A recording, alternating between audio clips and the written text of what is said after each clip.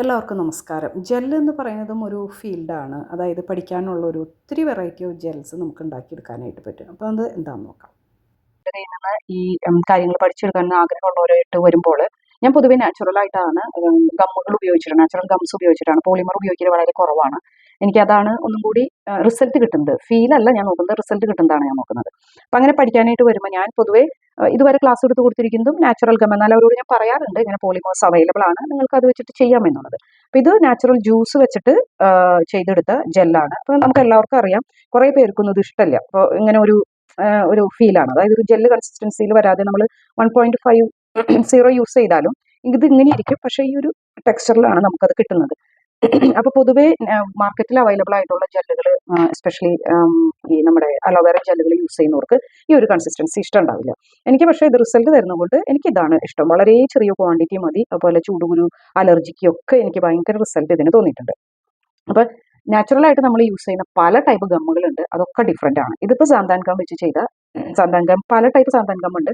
അതിന് ഓരോന്നിനും ഡിഫറെൻറ്റ് ഫീലാണ്, ഡിഫറെൻറ്റ് ടെക്സ്ചറാണ്. എന്നാലും നമുക്ക് മാർക്കറ്റിൽ കിട്ടുന്ന ജെല്ലിൻ്റെ ഒരു ഇതിൽ കിട്ടില്ല. പിന്നെ ക്ലാരിറ്റി ആയാലും കണ്ണിന് ഹൈലറോണിക് ആസിഡ് അത് വെച്ചിട്ട് ചെയ്തെടുത്ത ഒരു ജെല്ലാണത്. ഇത് ഒന്നും കൂടി ആ ഒരു വേറൊരു കൺസിസ്റ്റൻസിയിലാണ് ഇത് വന്നിരിക്കുന്നത്. ഒന്നും കൂടി തിക്ക് കൺസിസ്റ്റൻസിയിൽ ഇത് നമുക്ക് കാണാനായിട്ട് പറ്റും. അലോവേറ ജെല്ല് പോലെയല്ല, ഐ മീൻ സാന്താൻ ഗം പോലെയല്ല. അപ്പോൾ ഇത് രണ്ടും ഫീല് ഡിഫറെൻ്റ് ആണ്. ഇതെന്ന് പറഞ്ഞു കഴിഞ്ഞിട്ടുണ്ടെങ്കിൽ ഇപ്പം ഈ അലോവേറ ജെല്ലിൻ്റെ ഇവിടെ ശരിക്കും അതൊരു കോട്ടിങ് പോലെ അവിടെ കിടക്കുന്നുണ്ട്, ഈ സാന്താൻ ഗം ഉപയോഗിച്ചിട്ടുള്ള ഈ അലോവേറ ജെല്ലിൻ്റെ. ഇത് ഒന്നും കൂടി അബ്സോർബിങ്, ഒന്നും കൂടി ലൈറ്റ് ആണ്. ഇത് സോളാഗം വെച്ചിട്ടാണ് ഞാനിത് ചെയ്തത്. ഇത് രണ്ടും അങ്ങനെ. ഇനി വേറെ പല ടൈപ്പ് ഗമ്മുകളുണ്ട്. പൊതുവേ ഇത് രണ്ടും സോളാഗം എന്ന് പറയുന്ന 2 ടൈപ്പ് ഗമ്മ് കൂടിയതാണ് ഈ സോളാഗം എന്ന് പറയുന്ന ഈ സാധനം. ഇത് രണ്ടും നല്ല ഡിഫറൻസ് ഉണ്ട്. ഇവിടെ ഒന്നും കൂടി തിക്കായിട്ട് എനിക്ക് ഫീൽ ചെയ്യുന്നുണ്ട്. ഇവിടെ എന്നാൽ ഒന്നും കൂടി ലൈറ്റ് ആണ്, നല്ല അബ്സോർബിങ്ങും ആണ്. കണ്ണിൻ്റെ അടിയിൽ കറുപ്പ് മാറാനായിട്ട് ചെയ്ത്. ഇനി അപ്പോൾ വരുന്നവർക്ക് ഇതൊന്നും ഇഷ്ടപ്പെടുന്നില്ല. അതായത് നാച്ചുറൽ ഗമ്മുകളൊന്നും വെച്ചിട്ട് ചേച്ചി നാച്ചുറൽ ഗമ്മ് ചെയ്തിട്ട് അത് ആൾക്കാർക്ക് ഇഷ്ടപ്പെടുന്നില്ല, കൊടുക്കുമോ? എനിക്ക് എന്തോ ഭയങ്കര സ്റ്റിക്കി ആയിട്ട് തോന്നുന്നു. എനിക്കിപ്പോഴും ഇവിടെ ആ ഒരു കോട്ടിങ് നന്നായിട്ട് എനിക്ക് ഫീൽ ചെയ്യുന്നുണ്ട്. അപ്പോൾ നമ്മൾ പല ടൈപ്പ് പോളിമർ വെച്ചിട്ട് നമ്മൾ ടെസ്റ്റ് ചെയ്യണം. അപ്പോൾ അങ്ങനെ ഉണ്ടാക്കിയെടുത്ത ഒരു പോളിമർ വെച്ചിട്ട് ഉണ്ടാക്കിയെടുത്തതാണ് ഇത്. ഇത് ഞാൻ ഇതിനു മുമ്പ് ഇൻട്രൊഡ്യൂസ് ചെയ്തിട്ടുണ്ട്, സെപ്പിമാക്സൺ എന്ന് പറയുന്നത്. ഇതിന് പല ഗുണങ്ങളുണ്ട്. ഈ ഒരു പോളിമർ മാത്രം ഇതിന് ഉപയോഗിക്കാനായിട്ടുള്ള ഒരു കാരണം, നമ്മുടെ ഇതിപ്പോൾ ഒന്നും കൂടി ഭയങ്കര സോഫ്റ്റ് ആണ്, അബ്സോർബിങ് ആണ്. ഇത് ചെയ്ത് കഴിഞ്ഞ് കഴിഞ്ഞിട്ടുണ്ടെങ്കിൽ നമുക്ക് പിന്നെ അങ്ങനെ ഇതുപോലെ ഇവിടെ ഇരിക്കുന്ന ആ ഒരു കോട്ടിങ് ഫീലിംഗ് ഒന്നും ഇവിടെ ഇല്ല. ഓക്കെ, ഇത് പക്ഷെ നല്ലതാണ് കേട്ടോ. സോളഗം ഇത് എനിക്ക് ഇഷ്ടപ്പെട്ടതാണ്. ഇനി പറഞ്ഞ മാതിരി ആൾക്കാർക്ക് ഈ ടെക്സ്ചറും ഡിഫറെൻ്റ് ഉണ്ടല്ലോ.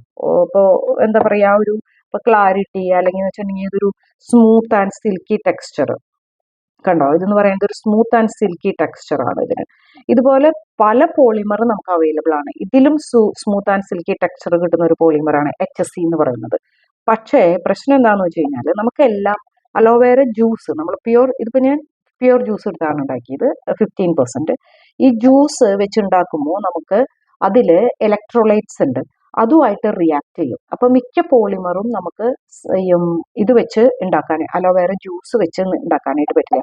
ഈവൻ എക്സ്ട്രാക്റ്റിലായാലും അത് ഒറിജിനൽ എക്സ്ട്രാക്റ്റ് ആണെങ്കിൽ, അതുപോലെ തന്നെ പൗഡറിലായാലും ഒറിജിനൽ പൗഡർ ആയാലും അലോവേറ ജ്യൂസ് ഉണക്കി പൊടിച്ചെടുക്കുന്ന പൗഡർ ആണെങ്കിലും ഇലക്ട്രോലൈറ്റ്സ് അതിലുണ്ടാവും, അത് റിയാക്ട് ചെയ്യും. അതുകൊണ്ട് നമുക്ക് എല്ലാ പോളിമറും ഈ അലോവേറ ജെല്ലിന് ഉണ്ടാക്കാനായിട്ട് പറ്റില്ല. അപ്പോൾ ഇത് പക്ഷേ ഒരു നല്ലൊരു ഇതാണ്, അങ്ങനെ റിയാക്ട് ചെയ്യില്ല. പിന്നെ ഞാനിത് 1% ഉപയോഗിച്ചുള്ളൂ. പക്ഷെ നമുക്കിത് തിക്കൺ ചെയ്ത് ഈ ഒരു കൺസിസ്റ്റൻസിയിൽ കൊണ്ടുവരുന്നതിന് നമ്മൾ വേറൊരു pH ടെസ്റ്റിംഗ് അങ്ങനത്തെ പ്രോസസ്സൊക്കെ ഉണ്ട്. അപ്പോൾ ഇതാണ്. അപ്പോൾ നമ്മൾ ഇപ്പോൾ എൻ്റെ കോഴ്സ് എനിക്കറിയാം, അലോവേറ ജെൽ ഉണ്ടാക്കാനായിട്ട്, നാച്ചുറൽ ആയിട്ട് അലോവേറ ജെൽ ഉണ്ടാക്കി, ജ്യൂസ് ഉണ്ടാക്കി അലോവേറ ജെൽ ഉണ്ടാക്കാനായിട്ട് കുറച്ച് പേര് പഠിച്ചു പോയായിരുന്നു. എനിക്ക് അവരോടൊക്കെ പറയാനുള്ളത്, നമ്മൾ പല പല ടെസ്റ്റുകൾ ഇതുപോലെ നടത്തുമ്പോഴേ നമുക്ക് ഇഷ്ടമുള്ള കൺസിസ്റ്റൻസിയിൽ, ഇപ്പോൾ ചിലർ പേഴ്സണൽ യൂസിന് പഠിക്കുന്നവരുണ്ട്, ചിലർ മാർക്കറ്റിൽ ഇറക്കാനായിട്ട് പഠിക്കുന്നവരുണ്ട്. അപ്പോൾ അതൊക്കെ നമ്മളിത് പല പല രീതിയിൽ നമ്മൾ പഠിച്ചാൽ, അപ്പോൾ അതിന് ആദ്യം ഫോമുല പഠിക്കണം. അത് കഴിഞ്ഞിട്ടേ ഞാൻ എത്രയൊക്കെ യൂട്യൂബിൽ നിങ്ങളിട്ട് അത് കണ്ടാലും ടെസ്റ്റ് ചെയ്ത് വിജയിച്ച കാര്യങ്ങളാണ് നിങ്ങളെ പഠിപ്പിക്കുന്നത്.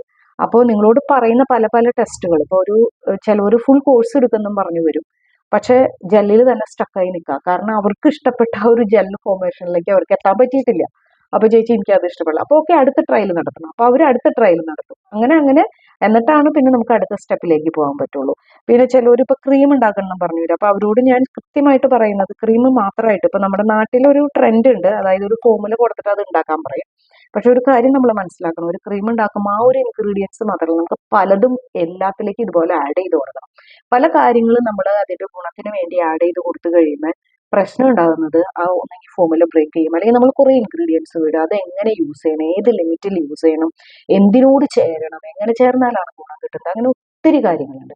അപ്പൊ ഈവൺ എൻ്റെ അടുത്ത് പഠിക്കാൻ വരുമ്പോൾ ഞാനും കൂടി അതിൻ്റെ ഒപ്പം പഠിക്കുകയാണ് ചെയ്യുന്നതിലുള്ള എനിക്ക് ഭയങ്കര സന്തോഷമുണ്ട്. കാരണം അവർ പറയുമ്പോൾ അപ്പോൾ എന്നാൽ അതൊന്ന് പരീക്ഷിച്ച് നോക്കാം, അപ്പോൾ ഓക്കെ അവർക്ക് ഇങ്ങനെ രീതിയിലാണ് വേണ്ടത്, അപ്പോൾ ഇങ്ങനെയൊന്ന് പരീക്ഷിച്ച് നോക്കാമെന്ന് അവർക്ക് വേണ്ട രീതിയിൽ ചെയ്തു കൊടുക്കാനായിട്ട് നമുക്കും കൂടി എക്സ്പെരിമെന്റ് നടത്താനായിട്ട് പറ്റുന്നുണ്ട്. അതുകൊണ്ട് സോ ഹാപ്പി. പലതും ട്രൈ ചെയ്യുന്നുണ്ട്. ഈവൻ അവരുടെ ഭാഗത്തു നിന്നായാലും പഠിപ്പിച്ചു കൊടുത്ത ബേസിക് വെച്ച് പല കാര്യങ്ങളും ട്രൈ ചെയ്യുന്നുണ്ട്. അത് കാണുമ്പോഴും എനിക്ക് സന്തോഷമുണ്ട്. അപ്പോൾ നിങ്ങൾക്ക് ആർക്കെങ്കിലും പഠിക്കണം എന്ന് ആഗ്രഹം ഉണ്ടെങ്കിൽ, സന്തോഷമേ ഉള്ളൂ, ഒത്തിരി പേര് ചോദിച്ചു വരുന്നുണ്ട്. പക്ഷെ ജെല്ലൊന്നും ഉണ്ടാക്കാൻ അറിയാത്തൊരു ക്രീം ഡയറക്റ്റ് അങ്ങനെ പഠിക്കൽ ബുദ്ധിമുട്ടാണ്. അത് ഞാൻ പൊതുവെ ചെയ്തു കൊടുക്കാറില്ല. കാരണം അത് അവർക്കൊരു ഗുണവും ചെയ്യുന്നില്ല. ആ ഒരു ഫോമുല മാത്രമേ അവർക്ക് പറ്റുള്ളൂ, അതിലപ്പുറം ഇങ്ങോട്ടും നടക്കില്ല. അപ്പോൾ അതുകൊണ്ട് സ്ലോലി പഠിച്ചെടുക്കാനേ നമുക്ക് പറ്റുള്ളൂ.